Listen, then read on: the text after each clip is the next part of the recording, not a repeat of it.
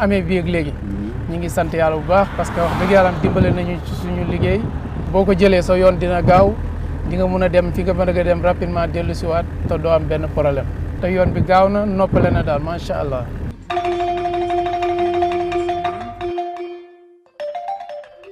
Les Sénégalais voyagent mieux. En moins d'une décennie, des routes, des autoroutes, des pistes et des ponts serpentent le pays du nord au sud, en passant par le centre. La qualité des ouvrages ainsi réalisés et la flexibilité des modes de transport permettent aux usagers de se déplacer sans trop de peine d'une ville à une autre et d'une région à une autre. Le maillage routier contribue grandement à la cohésion des territoires, avec à la clé un désenclavement qui ouvre un large boulevard d'opportunités. Qu'il s'agisse de l'île Amorphile dans le nord ou du bassin de l'Anambé dans le sud, les produits agricoles du cru, riches et variés, qui pourrissaient faute d'accès aux circuits de consommation, s'écoulent plus facilement sur les marchés. Conscient du gap infrastructurel, le président Macky Sall a mis en place un plan de mise à niveau du sous-secteur routier pour doter le pays d'un réseau digne des standards internationaux. C'est ainsi que depuis 2012, d'importants travaux de réhabilitation et de construction de routes et pistes ont été engagés sur toute l'étendue du territoire pour un montant de 1132 milliards de francs CFA.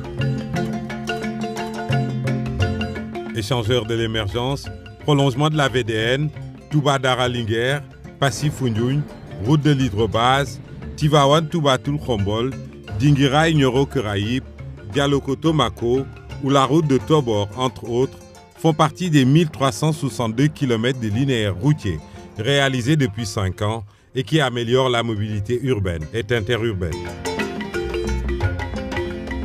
Le réseau autoroutier s'est également enrichi de 36 km avec le prolongement de l'autoroute à péage de Diamniadio à l'aéroport international Blaise Diagne. Dans la foulée, les chantiers concernant les axes Ndias-Mbour et Ndias-Thiès sont très avancés. Le tronçon Ndias-Sindia est déjà ouvert à la circulation depuis plusieurs mois. À cela s'ajoute bien sûr l'autoroute Ila-Touba. Au total, 186 km d'autoroute seront achevés d'ici 2019. Dans le même temps, 2117 km de pistes rurales ont été réalisées en 5 ans pour stimuler le développement du transport rural, faciliter l'accès aux services sociaux de base et contribuer au renforcement des potentialités économiques. S'agissant des ponts, au nombre de 13, leur édification a permis de désenclaver et d'assurer une continuité du trafic en toute saison. 6 ponts supplémentaires sont actuellement en chantier.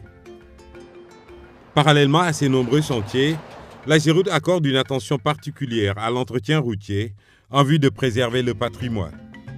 Plus de 45 milliards de francs CFA ont été consacrés au réseau routier pour relever le niveau de service.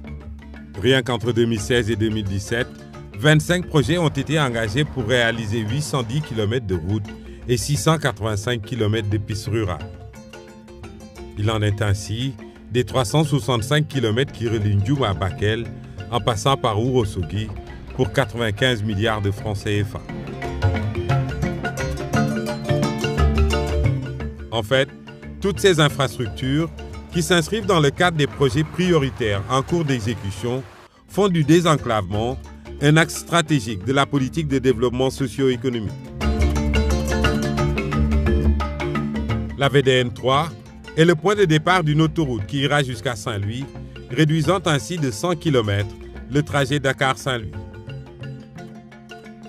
La route du Waalo, déjà entamée, qui dessert les contrées de l'île Amorphile, et le pont de Rosso vont à coup sûr reconfigurer le paysage du littoral pour devenir à terme la plaque tournante des échanges avec le voisin immédiat, la Mauritanie.